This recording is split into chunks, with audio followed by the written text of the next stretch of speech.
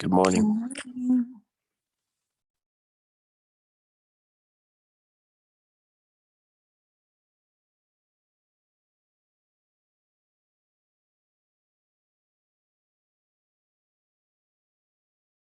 Good morning, everyone. Morning.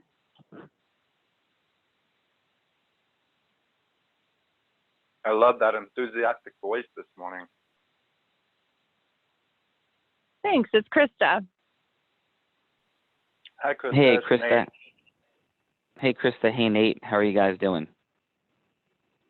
And it was I'm Dave great. Carter out there and Chris Good Young. morning. Good morning, everyone. Good morning. Good morning. It is Trajectory Tuesday, and we are ready to rock and roll. Mr. Chris Young, how you doing out there, brother? If you are unmuted. Hey, Sean, I'm doing amazing. Thanks for asking. How are you? I'm doing great. Doing great. So, listen, today is a fun and exciting day in all of our worlds because every Trajectory Tuesday, we sit back and ask ourselves the question of how do I change the trajectory of where I'm headed. One of the scrolls I had read Og Mandino's book, The Greatest Salesman in the World, a long time ago. So I say the 10 scrolls from that, which I've modified a bit.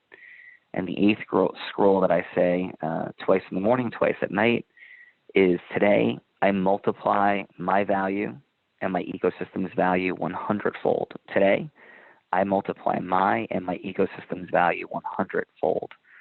So how is it today that you can create a 100-fold increase in your ecosystem's value?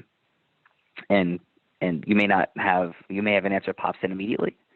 It may be something you contemplate a little bit, but one of the great opportunities for us is when our mind comes in and says, "Well, no, I can't." It's not a how question, right? It's like today I multiply it, and just let pictures, images, thoughts pop in to how that occurs, and don't let the tyranny of how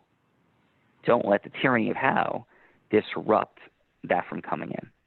And that's what Trajectory Tuesday is all about. It's about the realization that exponential happens by consistently taking massive action and by innovating regularly and consistently. So massive action and regular and consistent innovation equal exponential growth.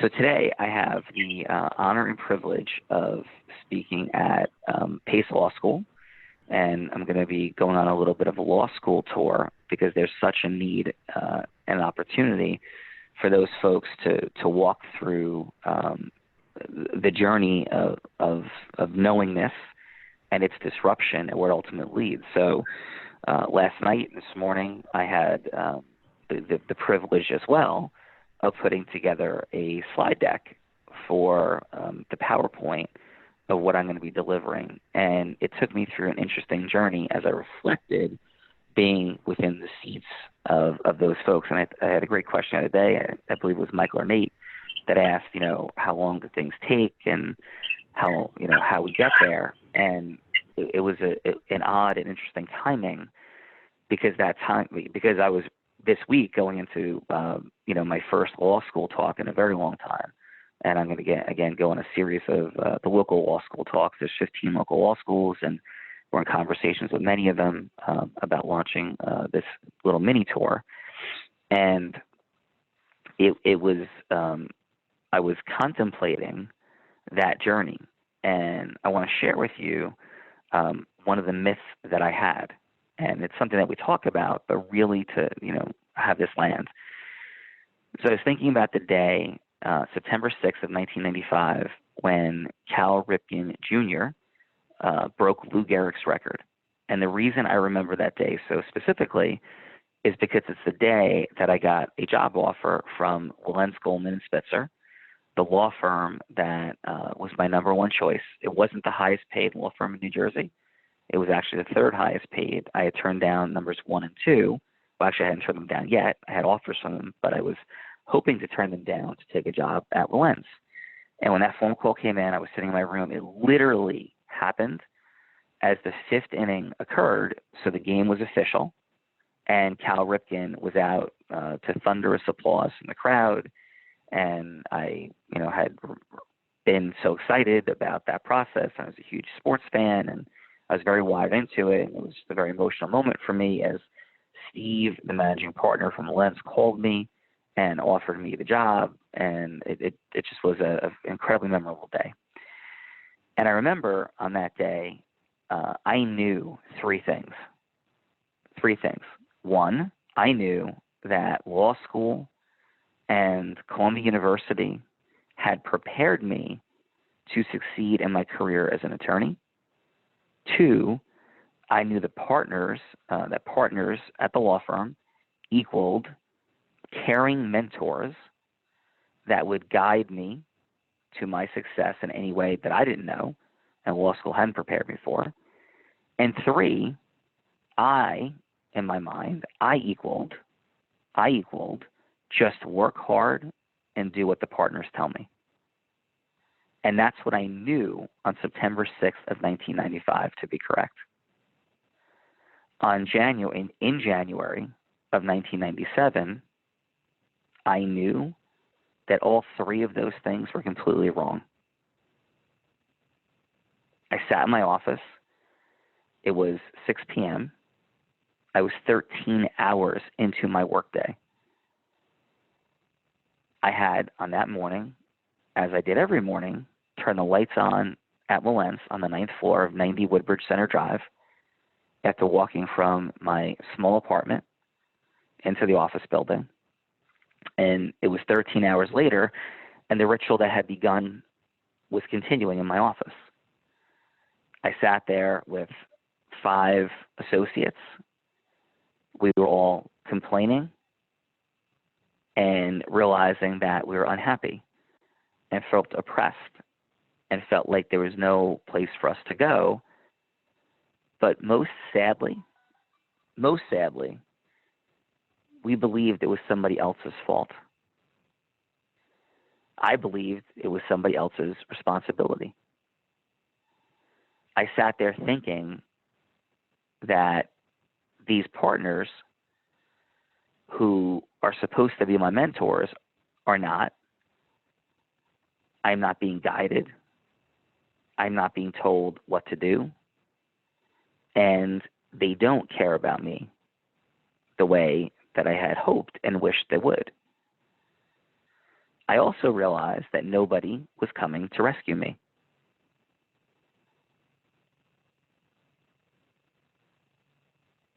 A year later, actually, to be specific, on July 16th, so actually it was a little more than 2 years later, on July 16th of 1999, I delivered I delivered 550 checks totaling $5,616 to my client, Otto Fisher, and that totaled about $3,088,000.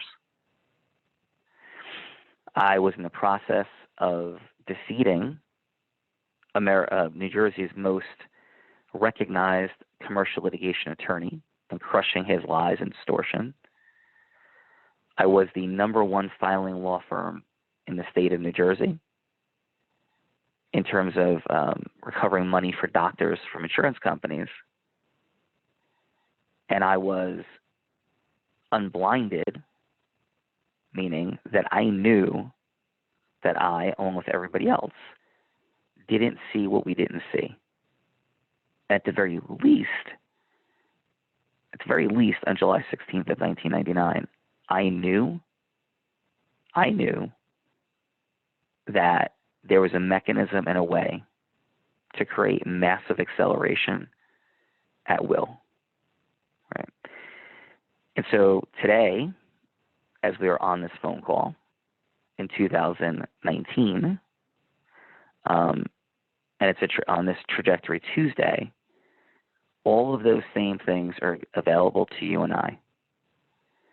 Every single thing that we have and we don't have lies within the formula: our process mastery, influence mastery, and self-mastery. And I can't believe that my life is not perfect, nor will it ever be, nor will anybody's ever be. But I cannot believe that I have the privilege of living the life I have the choices I have, and have the honor of connecting with you each and every one of these mornings, and to be living on purpose. And clearly I want to create new levels and new breakthroughs, as do you, but we all have the privilege and opportunity of knowing that all of it is within our power. All of it is within our advancing our process mastery, influence mastery, and self-mastery. So getting very specific on this Trajectory Tuesday, I shared yesterday, and I will emphasize this again right now, that as we look at and talk about influence mastery, it is our skill set in emotional rapport building that is such an unbelievable and incredible access. Krista, are you on the line? Are you unmuted?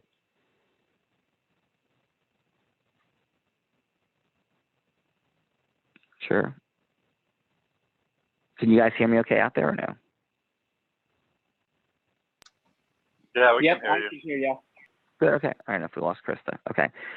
So Krista had an opportunity, and this is in service of choice. So this is in service of choice. So Krista had two opportunities recently as a new team member at Calgary Law. Number one, she was at a dinner at Capitol Grill last week, which I shared with you. We had about 24 people there. We had the president of the Bar Association, the president of Real Estate Society, America's #1 life insurance salesman, Mike Crouppen. We had America's attorney, Dan Geltrude. We had other prominent attorneys.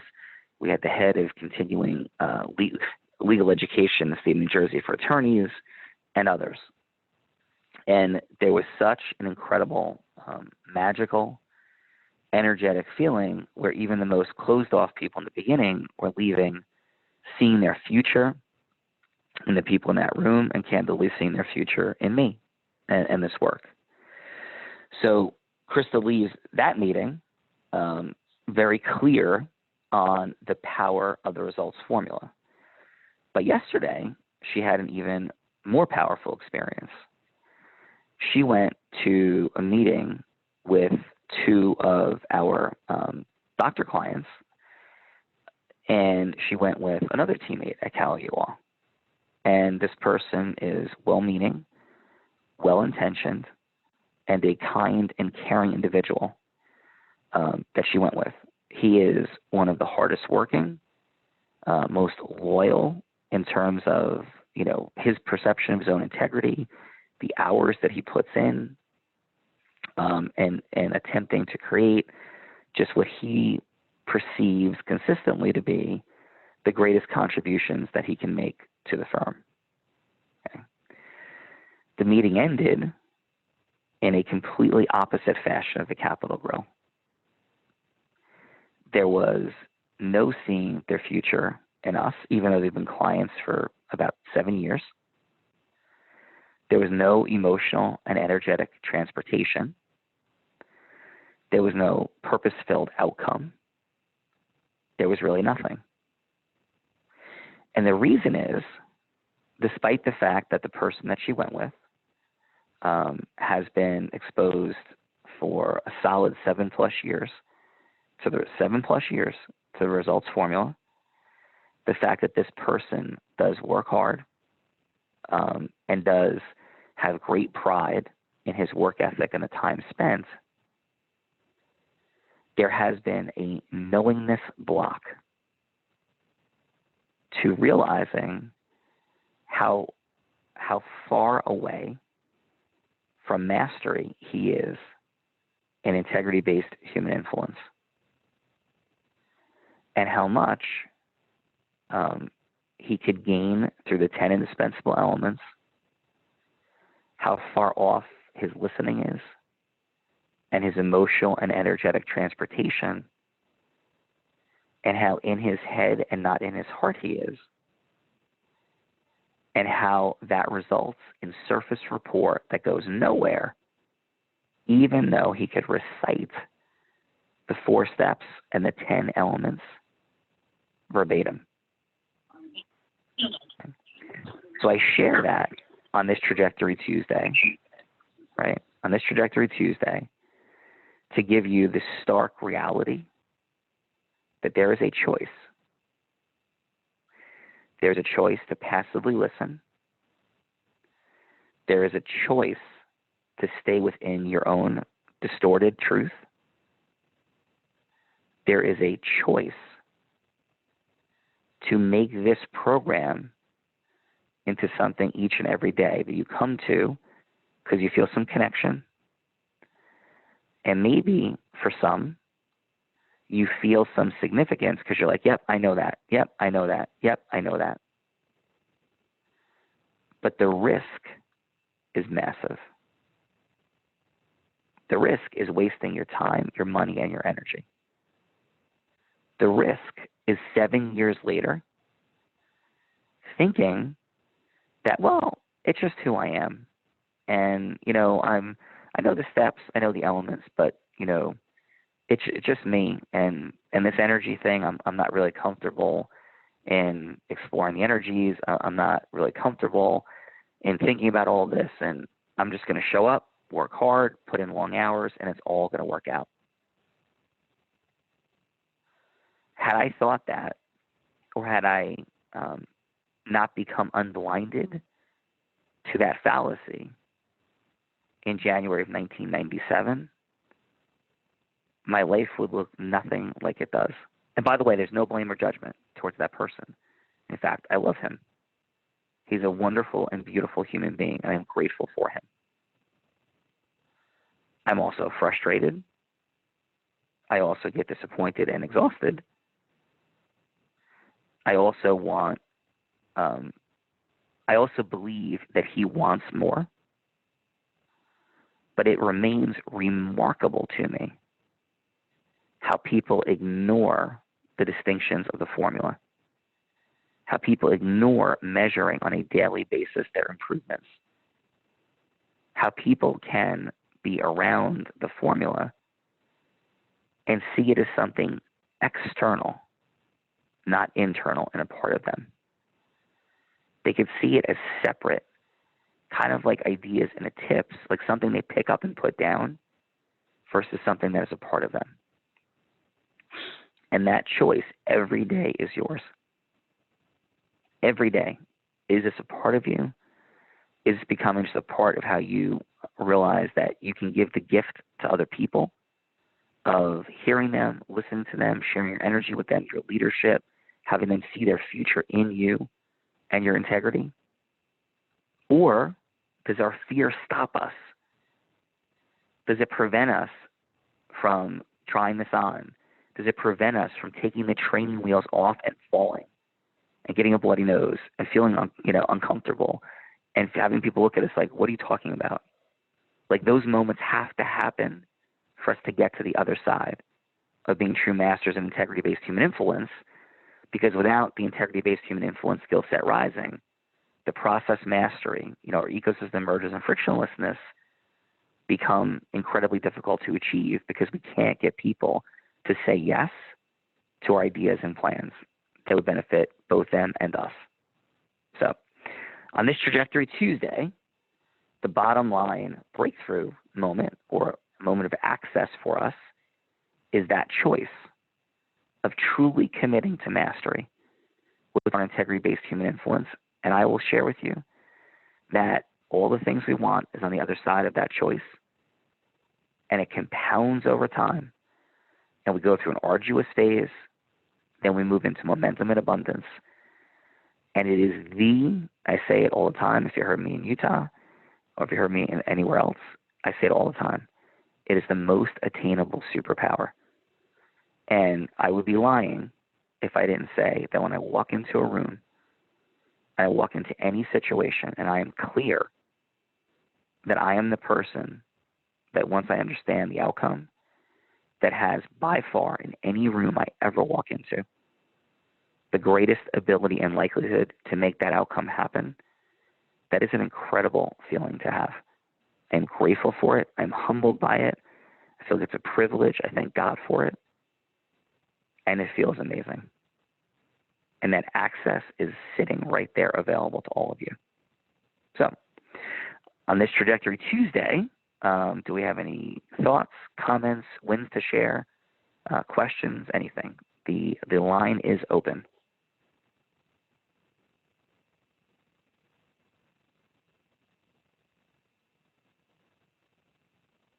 Hey, Sean, I'm here. I was in the shower and I was on mute. It's Rob. I just want to give you a heads up.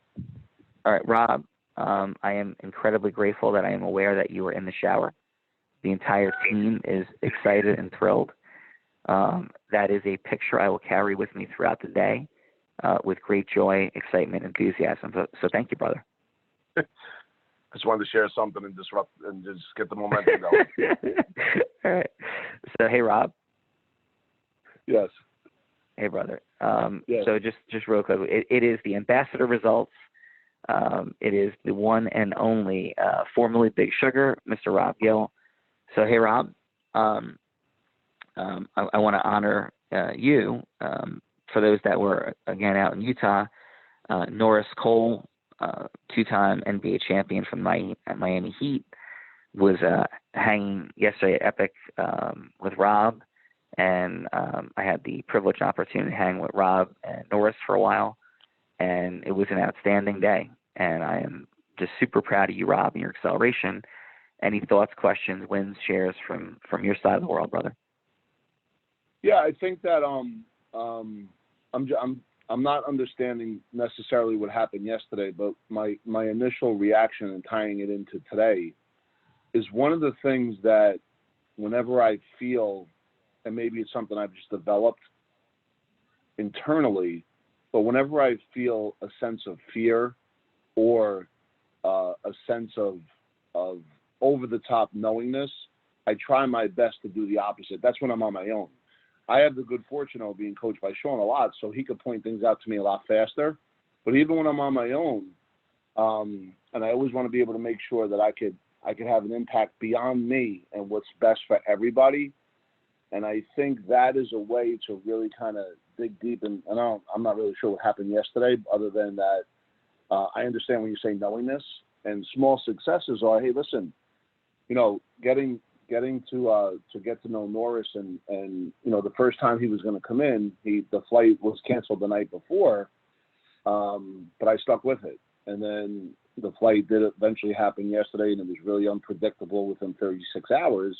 But we also sat down with Dan Geltrude, which I thought went well for Norris as an athlete to see. America's accountant. Yep.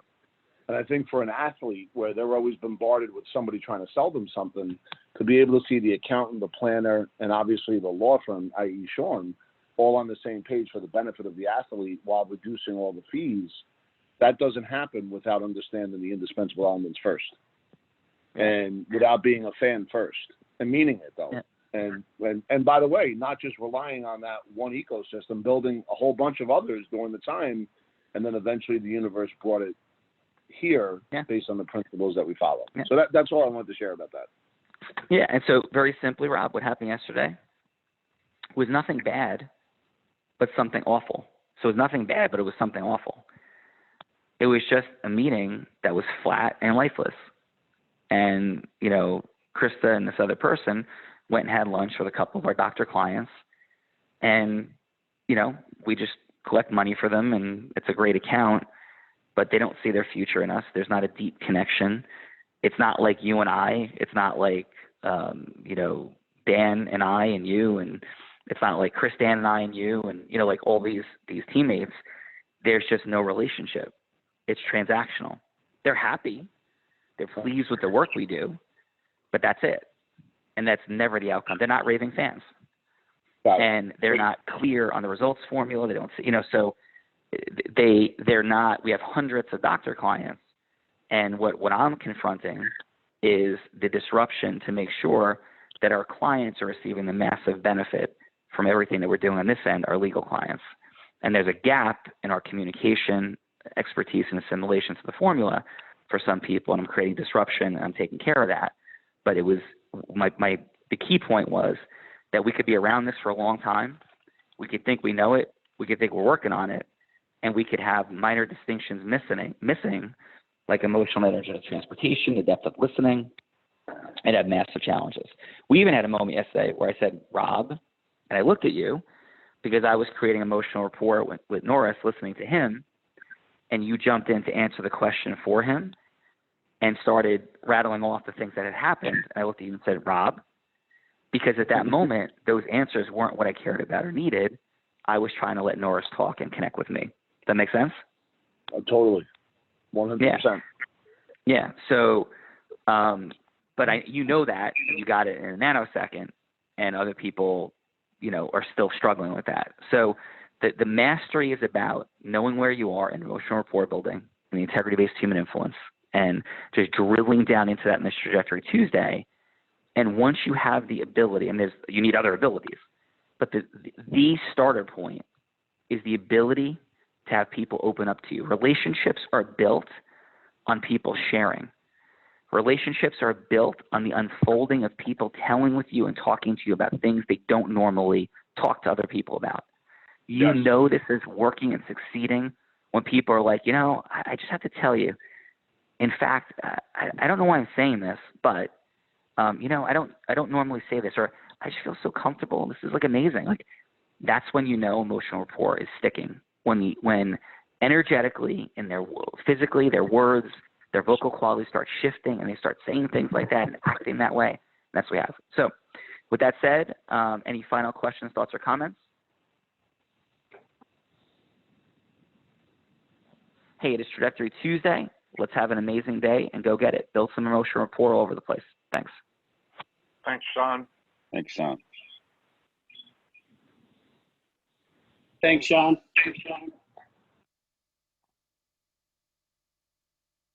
Have a great day, everyone.